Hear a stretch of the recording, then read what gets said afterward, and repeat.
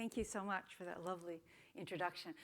Good afternoon, everyone. I am delighted to be here with you today to talk about a very exciting and also very controversial topic, leadership. Everyone is talking about leadership. Let's start with the presidential race. We're all looking for our next leader to be president. So with every primary election and in every single debate, people are sizing up the candidates, saying, is he a good leader? Is she a good leader? And some measure up and some don't. And I'm sure that all of you have had some very lively discussions at work, at home, at parties, with family and friends debating what makes a good leader. Is she a good leader? Is he a good leader? But you know, it's not just in politics and in Washington. It's just about everywhere. It's in the business world, the corporate world. It's in media. It's in sports, depending if you're a fan of a successful team or not. You're all saying, where have all the leaders gone? And at Fortune, we recently went on a search for leaders, and we just came out with our list of the, where is this? There we go. Of the world's 50 greatest leaders. And you know, surprisingly, there were plenty of them out there.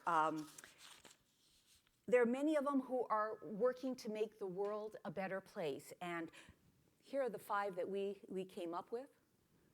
So at the top, you saw on the cover, we had Jeff Bezos. So we have Amazon's brilliant CEO, Angela Merkel of Germany, Burma's Aung San Suu Kyi. She's that popular opposition leader who won in a landslide victory.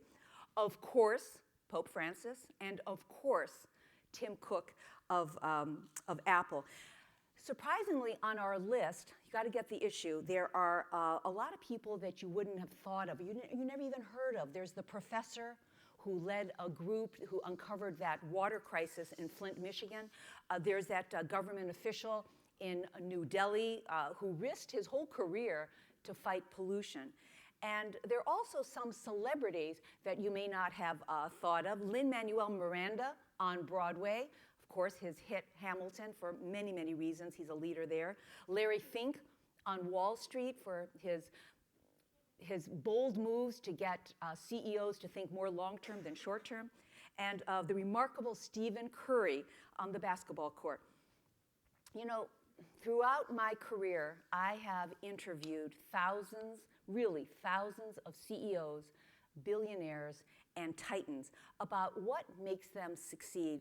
What makes these exceptional people win, and how do they adapt to some very challenging situations? And now I'm doing a special series at Fortune that you just heard about. It was called From the Corner Office. We just changed its name to On Leading. We thought it was a little more contemporary. From the Corner Office seemed like a little old hat.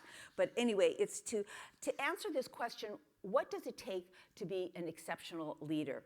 So I've been interviewing the CEOs of America's biggest companies, this would be the Fortune 500, to find out and to get their answers. And it really has been fascinating, and I want to share with you today what I've been hearing from these CEOs. And I've been talking about their comments almost everywhere I go, and with my family at the dinner table, you know, I talk about it, because I find that their leadership lessons are relevant whether you're running a multi-billion-dollar global enterprise, if you're a small business owner, if you're an entrepreneur with a startup. To those of you, all of you in the audience today, that you're on the search for CEO candidates, or you're working with companies to help them with their succession plans and finding new leaders for their next generation. And also to everyone in the country, because in 7 months, we are going to be voting for not just our next president, but our next leader.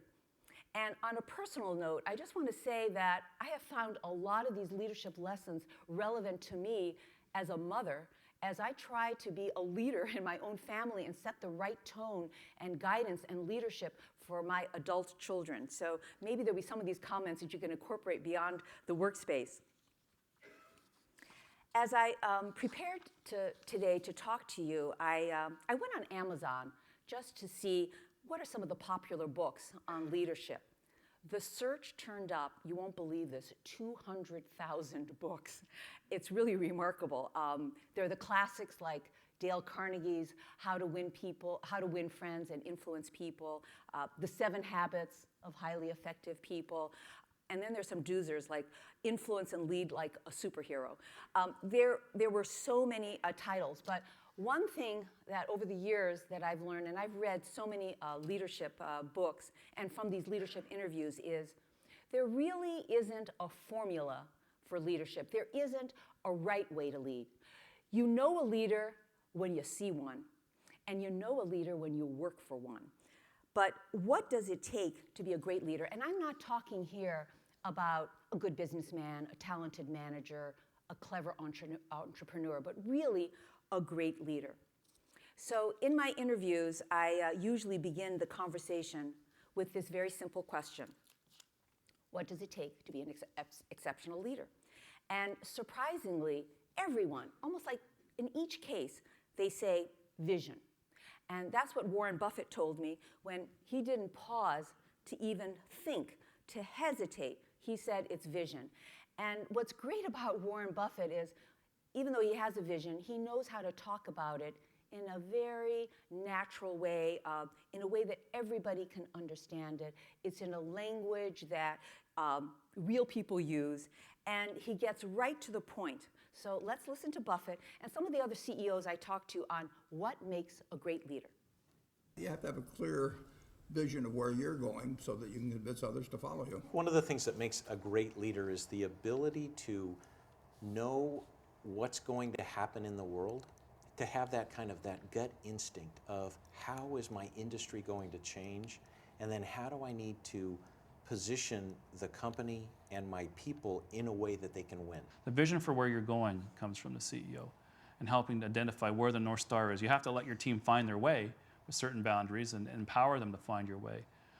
But you have to set a clear direction. It's never been more important for a CEO to set a clear direction in the times we're in now. The more change, the more disruptive technology, the more confusion there is out there, the more you need that North Star compass to say, I feel lost, but I know how to get back to where I need to get to. You need to inspire people. You need to give them a vision. You need to tell them how you're going to achieve that vision and what their part in that vision is. Well, you know, clearly, there's no question about it. You have to have vision. It is the key to great leadership, but you also need people to follow you and follow that vision. Someone once said to me, you can't expect to be out front in the parade unless people are willing to follow you and march behind you. So to be a great leader, you have to understand your followers. What motivates them? What do they want? How do you inspire them so that they'll give their very best efforts to the cause? You know, it's just not enough to say, do it my way, follow these directions and these orders. You must give people purpose. And that means listening, asking lots of questions of people on your team, and listening more. I just saw an interview, since we're all from New York here pretty much, with the CEO of Gracious Home, and it was in the Sunday Times. And she said that one of her leadership lessons is that she just listens. And someone told her, you talk too much, so listen more and ask questions. And so they said, ask a question, and then ask why, then ask another question, and then say why again, and then why again. Do it at least 6 times. So I thought, okay, that's a good lesson. But anyway, so many of the people that I interviewed talked about what they call followership. Great leaders, they say, create followership. And when you have that, you can generate results for just about any cause that you have.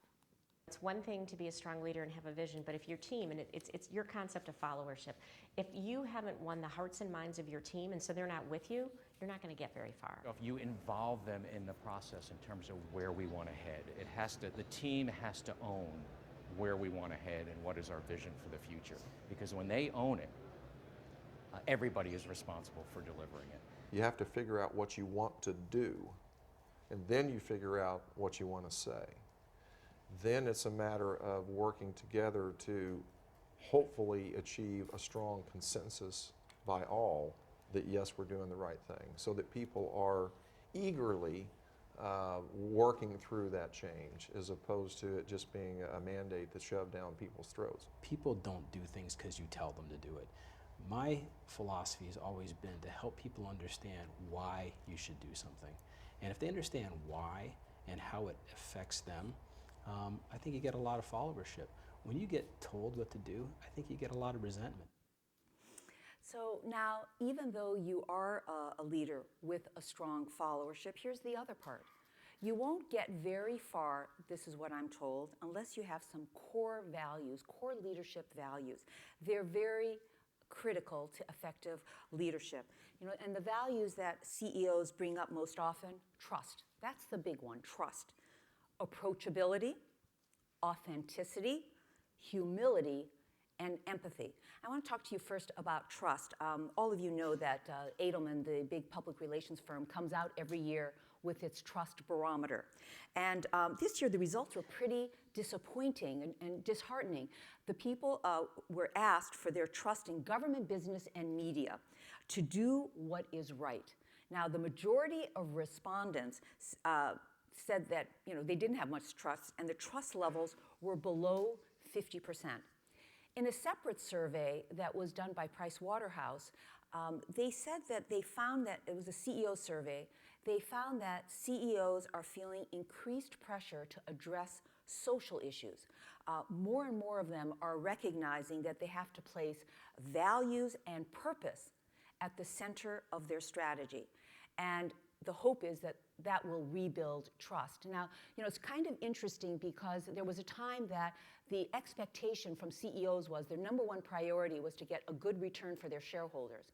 Now, it's that you have to do something good to improve the world. And so Fortune and the Aspen Institute, we're now partnering in a special project on leading with purpose. And so I'm starting to incorporate in my interviews some questions on what does leading with purpose mean to you? And this isn't just, when we talk about social good, this isn't about philanthropy and supporting cancer research. It's much more of becoming part of the DNA of a company. And a number of CEOs who have just started these interviews have said that if they don't do this, the risk is, if they don't have a mission about leading with purpose, that they won't get a lot of the millennials and some of the really good talent to come. Because for the millennials, it's not so much about just making money, it's about doing good. And we're finding even in this presidential race, survey upon survey is showing that the millennials, to them, integrity is important, values are important, authenticity is important. So these are issues that are important not just for presidential candidates, but for leaders in business. So what are some of the core values that come up most in these interviews? Approachability. Successful leaders make it clear that they welcome criticism and viewpoints that are other than their own. They know that if they have an environment where people are afraid to speak up, it's destined for failure. Authenticity. This one always gets me because it seems so obvious. I mean, be true to yourself. When a leader is authentic, his words and his actions line up. The way they come across with their workforce is in a real way where they communicate and they connect with people in a really authentic way. Their words touch people on an emotional level. Again, it sounds like a really natural thing, but I'm sure many of you have come across people, whether it's in the workplace or in the family, that they're just not comfortable in their own skin. Humility. Great leaders are humble. They don't allow their position or authority to make them feel that they're better than anyone else. They won't ask their followers to do anything that they wouldn't do themselves. They roll up their sleeves. And people want to follow a leader who is humble. Who doesn't? And then empathy. That's another one that comes up a lot. If you treat people with empathy, they will follow you. And if you don't, well, they'll never line up behind you. Now, these may not be the first things that people think of when they talk about effective leadership, but I have discovered time and time again that these are the powerful ways to earn followership and achieve success, and it starts right at the top. And let's go and listen to what The they have to say. DNA of leadership is trust. That's true in a family relationship, that's true for government, that's true for business. People will follow people who are realistic and optimistic, have a vision, but they must trust them. What people want and the rank and file of most corporations is they want leaders that are approachable, are honest, take personal accountability, are selfless for the overall enterprise's good, and are willing to make the tough decision. When you're going to be in a position of leadership, people want to be able to count on the things that you say, believe in the things that you say, and know that it's really you. The authenticity is what encourages people to believe in a leader. You can be brilliant at a lot of things, but unless you've got core humility, and a lot of it, I think you struggle. I think you do. And I think the leaders that have a lot of humility about them can get things done. You have to have empathy. You really have to understand where the followers are individually and collectively. You have to be able to bridge to them to bring them along on the journey. I don't think people want to follow someone who doesn't respect their individual needs, their individual values. Disruption is an overused word these days, but for very good reason. Change is happening faster than ever. Entrepreneurs are going from, I have a great idea, to, I run a $10 billion company faster than ever.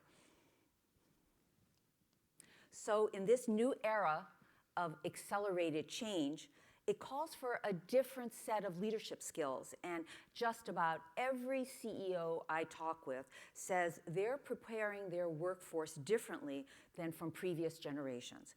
They're making decisions faster. They're more courageous about making changes in their traditional business models.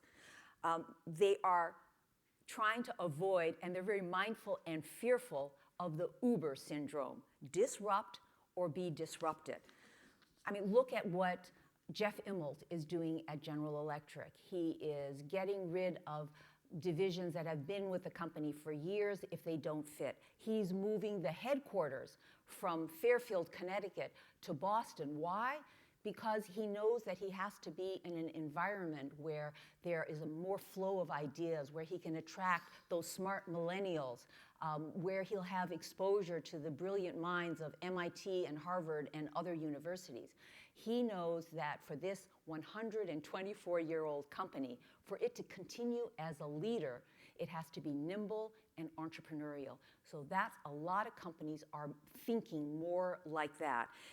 How are these CEOs functioning in this tumultuous environment? I was fascinated by what I heard from the CEOs I interviewed. To do on that point is to change a culture to think about innovation. We formed a new division. We're starting to talk more about it all the time. The other thing I've learned in my 6 years now as CEO is communicate, communicate, communicate, and then do it again. So it's not about going out and giving a 10 PowerPoint presentation to people and saying, here's how you innovate. As a leadership team, you have to allow people to innovate and create that environment for them. So that's exactly what we're doing as a management team to unleash this capability, which is already in our organization. So if you're going to lead, you got to listen. You got to listen to your employee team, you got to listen to your customers, you got to get market transitions right, and you've got to have the courage to see things coming and make changes before it's obvious to others. We know that we've got core activities that we need to do every day and do it extremely well.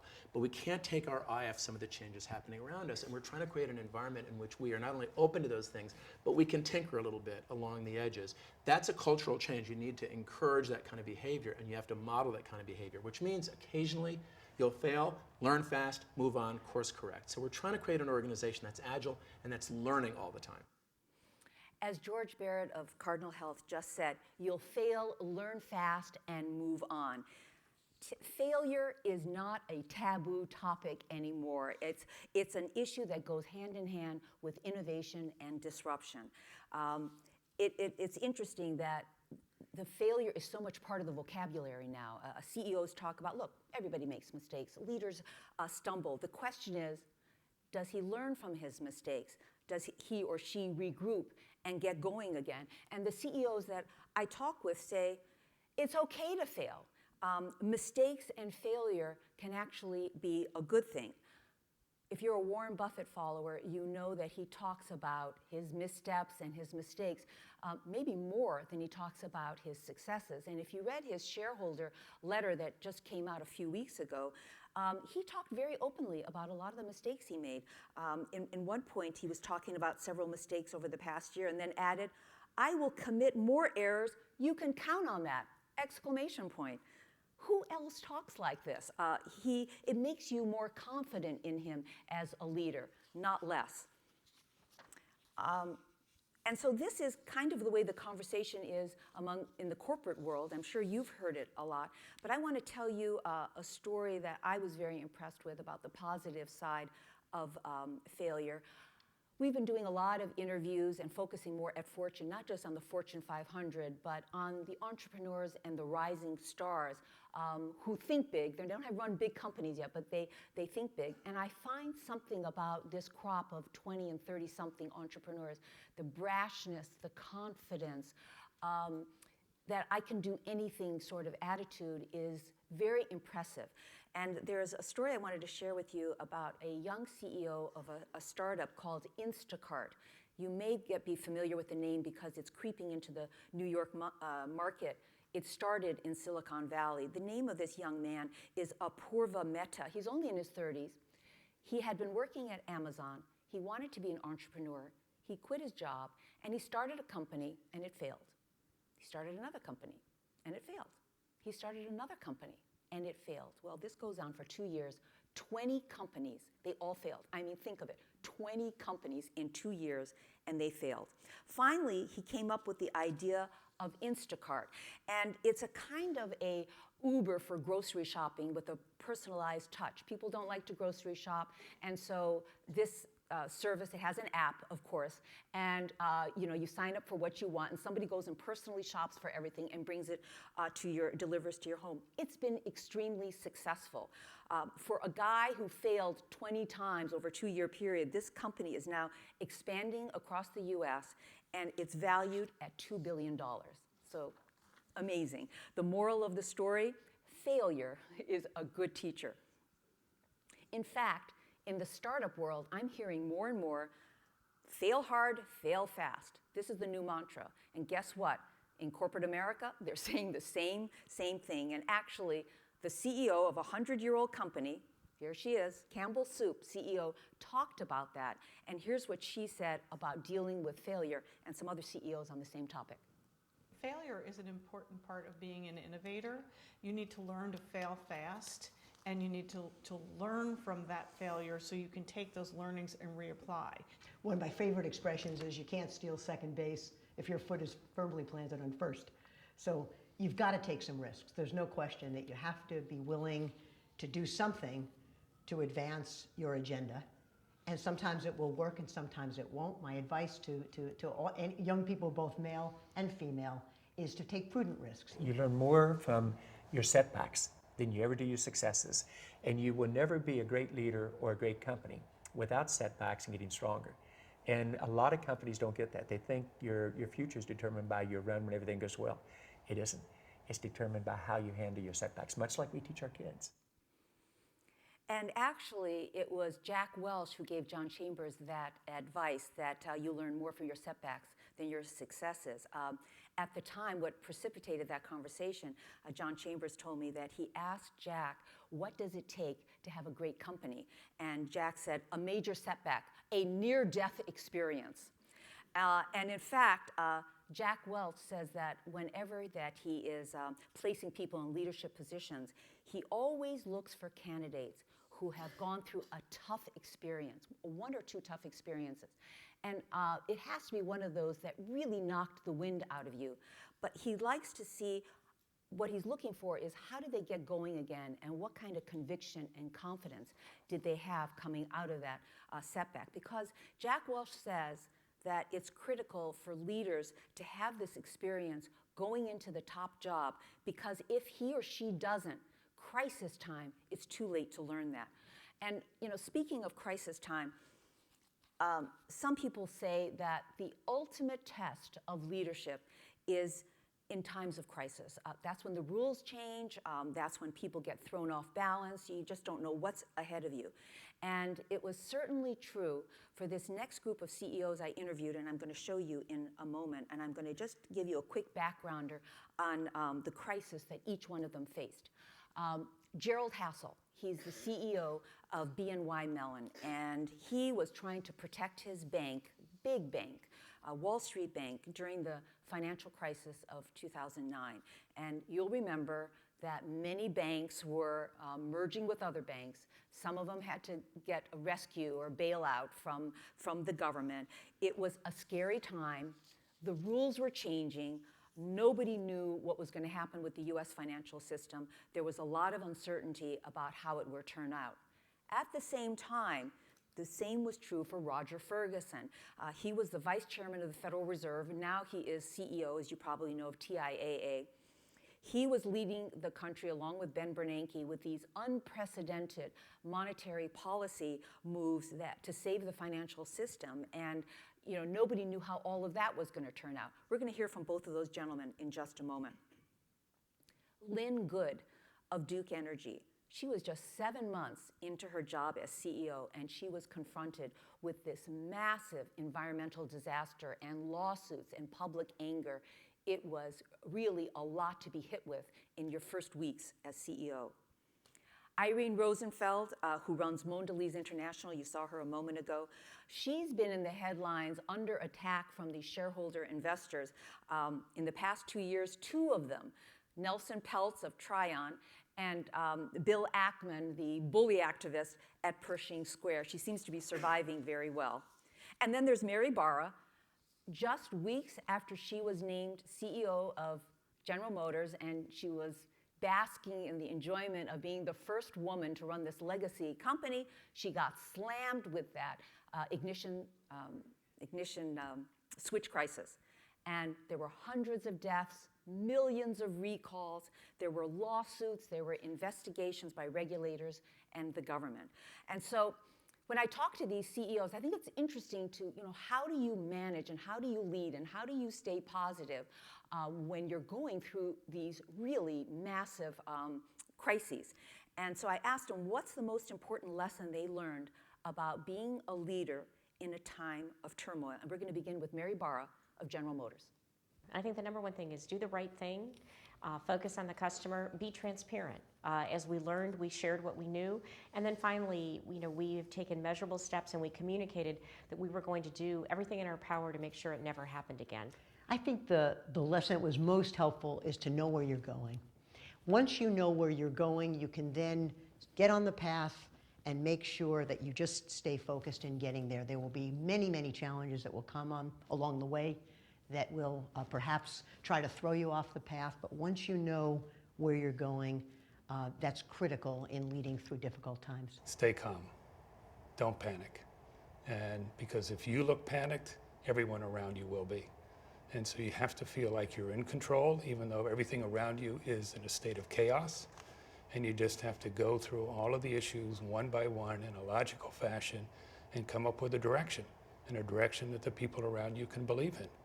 But if you panic and if you look out of sorts, then everything's going to go to hell. The leader really has to have fortitude. The path is never easy. You get to a plateau and then you see another big hurdle to overcome.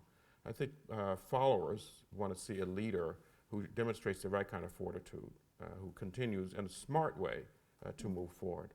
Someone said to me, no matter how good it is, it's never as good as you think. And no matter how bad it feels, it's never as bad. That ability to stay sort of focused in the middle of the road, celebrating good things, not being too down about the bad things, has been important, because that steadiness of leadership, the ability to stay focused, no matter what's going on around, is really important to instill confidence in the team around you.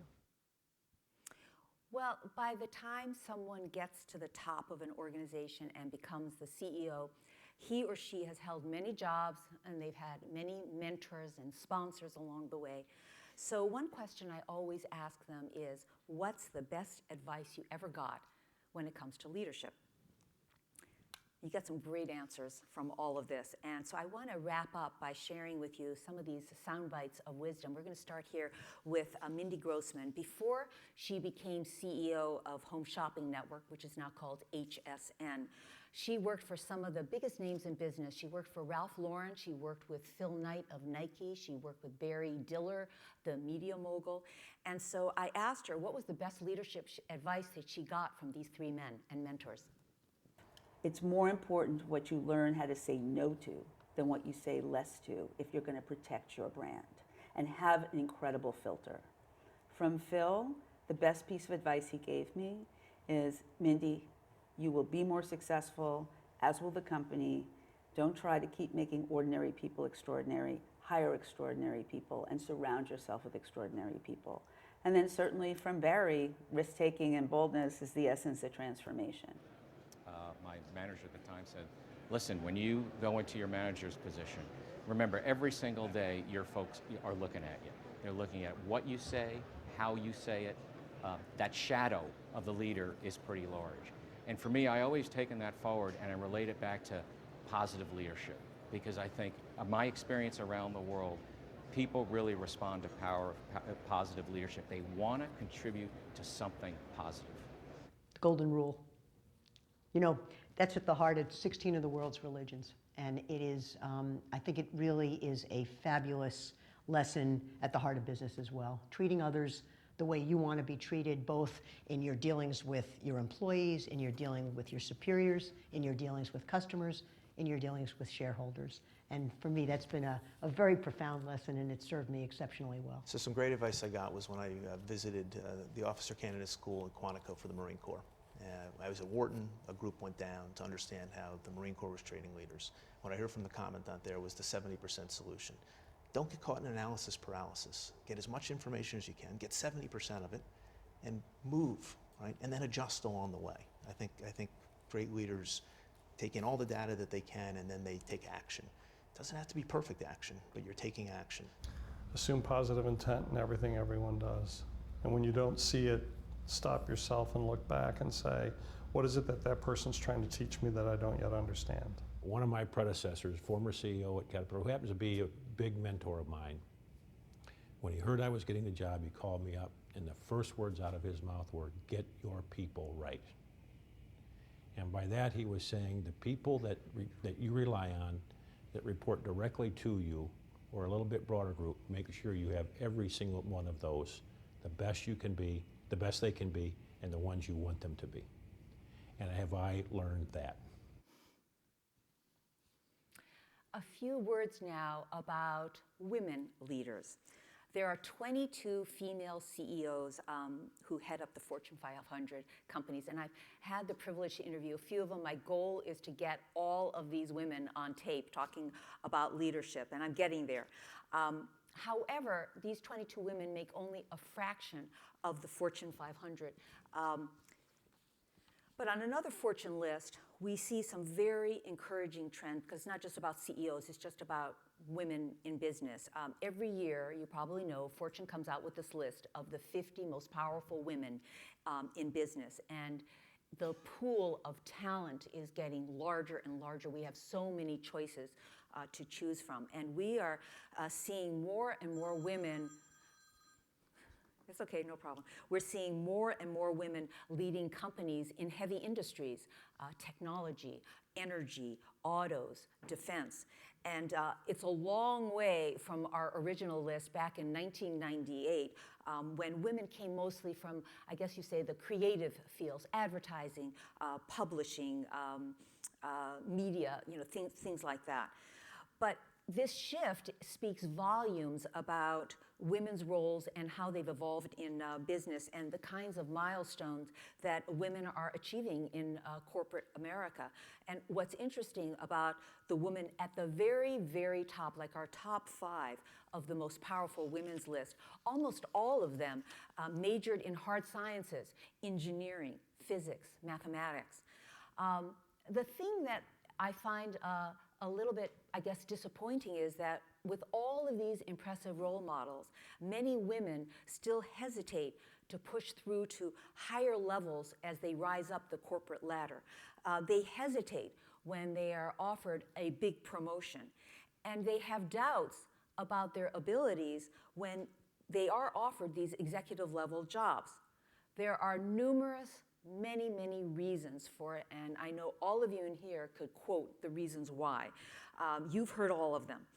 When I interviewed the female CEOs, I asked them about this, and I asked them to offer some advice to women, and here's what they had to say.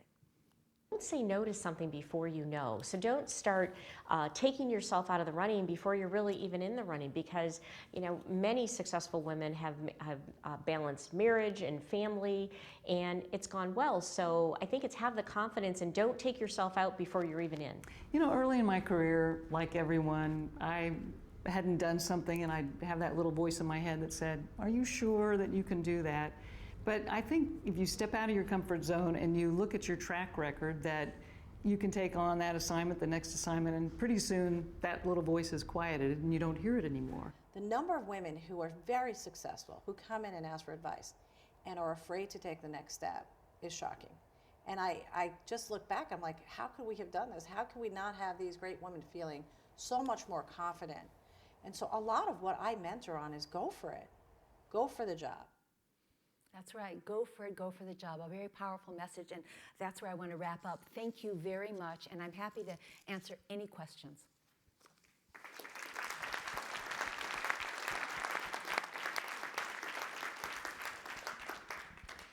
Susie, thank you very much. I would like to ask you a question about leadership, because it made me think when I heard the word trust, authenticity. I'm looking, where is the... Yes. Oh, there you are. Sorry. Hi. When I heard words like authenticity, approachability, empathy, integrity, I immediately thought about Donald Trump. And I would like to know if you've interviewed him, and if you have not, what do you think he would say? And I'd like your views, since you can probably thin slice his leadership style. I'm Canadian, so you already know what I think of him. But do I? I'd love to hear your take, because he appears to have the number one thing that leaders need, which is followership, which is extraordinary from my vantage point.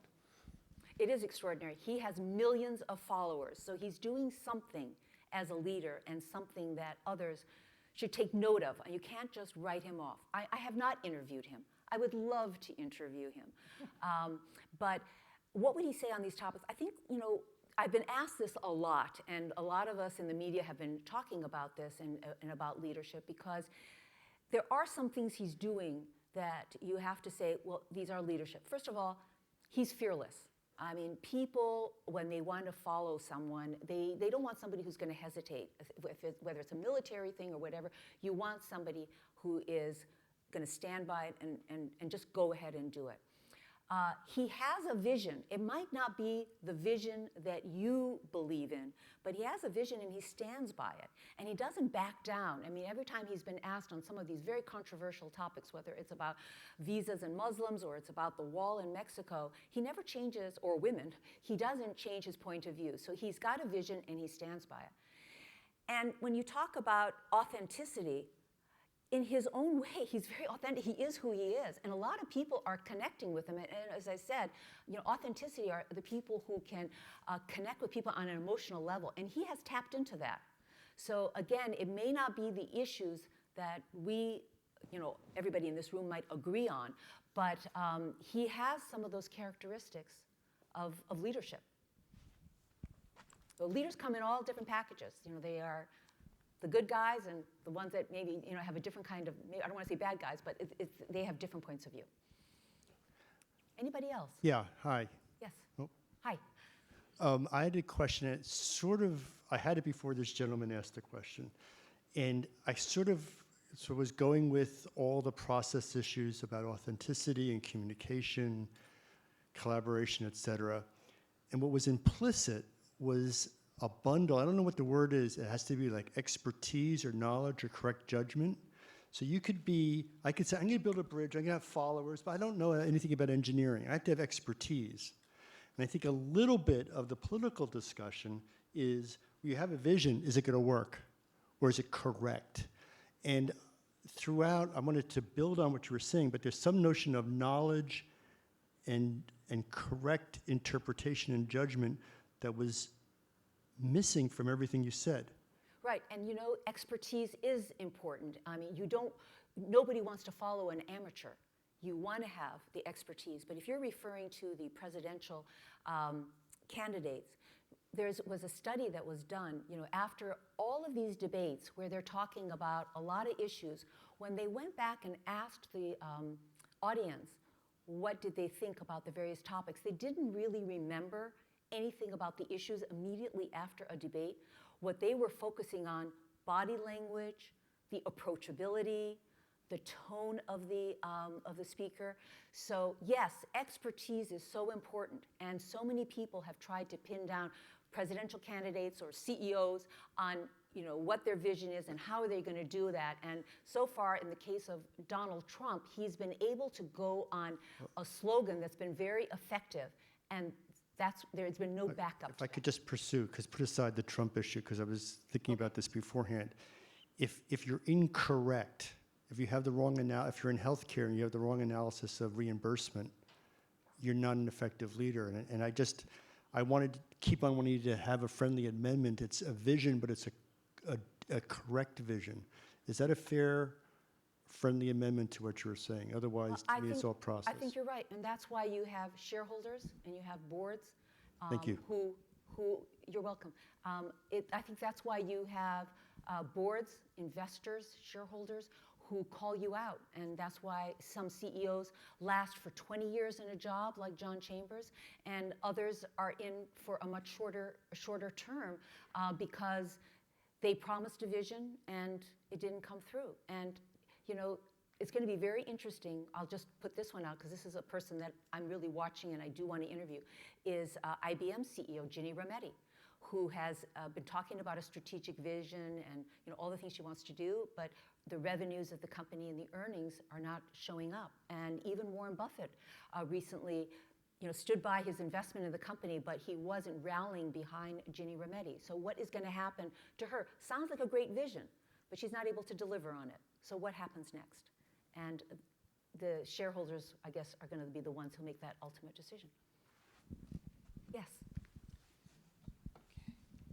So several years ago, there was a book, Good to Great. Yes. And Jim Collins' premise was that some of the best leaders were those that had been homegrown. They had come up through an organization. What did you find? Was there a thread as you have talked to some of these CEOs? Are they homegrown? Do they come from companies like GE? What's the thread in terms of their experience that have gotten them to where they are? Well, it's interesting. I just was talking about that yesterday with the CEO of USG. This is United States Gypsum, the company that makes sheetrock, based in Chicago. And he's been with the company since he graduated from Ohio State. And he says there are very few people like me anymore. Almost 30 years with the company. And I said, well, how about Caterpillar? Because Doug Oberhelman has been with the company for 28 years, almost 30 years. There are a smattering of them, but they're not all homegrown, and it's a sign of the times. More people are jumping around. You would know better of what you're finding, but I'm just anecdotally, it comes up in conversation of some of these people who have been at the same company, and every time I catch myself, because it is unusual. It's getting more and more unusual, especially with this new crop of the 20 and 30 somethings. They're not going to stay put. They're all about every 12 months where they're going next. But to answer your question, I don't think you can say definitively if homegrown are going to be the best leaders or if somebody from the outside is better, because I think we could probably have a list both ways that someone who came in from the outside really changed things up and brought a fresh perspective. Sometimes the same old. But there would be implications around culture. So companies like Pitney Bowes, for example, have always had their own that they've grown, and the culture stays very defined. But when you bring people from the outside, and maybe that's changing it up, maybe that's that innovation piece that and the disruption piece that these companies are looking for. Yes, and actually, speaking of Pitney Bowes, I mean, they've been going through a tough, rough patch recently, and so. Is the solution just sticking with who you have and see how it goes, or bringing somebody else? And these are hard things to, in each case, I think it's case by case, right? Was there somebody else I saw? Yeah. Hi, Renee Arrington here, Pearson Partners. Great presentation. Thank you. I'm curious, have you talked to your CEOs, Susie, about the activist investors that seem to be invading their boards and what perspectives they might have shared? I talked to that mostly with Irene Rosenfeld of Mondelez, and she was very, I haven't asked a lot of them, it's not relevant to their specific business, but she just took it in stride, like, this is a business as usual, and you have to respond to it, and we talk to all shareholders type of a thing. I didn't get a chance to talk to Ellen Coleman about what she did with the activist investors at DuPont. I mean, she had a standing ovation when she actually won out with them, or Indra Nooyi. I mean, there's so many of them. I don't know why it's always with these women CEOs, but Irene Rosenfeld was that you just have to deal with it. And actually, she said about Nelson Peltz, who she invited on the board. Now that he's on the board, she says, actually, we're learning a lot from him. So maybe there is a positive side to it. Yes? Question about Try it again. Should be, they turn it on back there. Okay. Yeah, there. You mentioned millennials and kind of the new crop of leaders. Do the lessons evolve or change or slightly alter considering the new generation of leadership that you're seeing? In terms of the millennials having an impact in these big companies or in the... More as leaders themselves, like the person you mentioned who'd failed 20 times, or Zuckerberg, or... I think that they have this sense that anything is possible, that there is no obstacle. It's a very positive force. Now, whether they have the expertise that the other gentleman was asking, is to be determined. But there is a freshness and an eagerness and a resourcefulness that you see with this crop of rising stars. How would they run a multi-billion-dollar company? I mean, we're just beginning to see some of the Mark Zuckerbergs and how they're doing, because they're just getting into a certain age group, and some wisdom, I guess, is coming with it. But there's no way that I can say definitively based on my interviews, except that I am amazed by them. I'm amazed by their enthusiasm and their resourcefulness.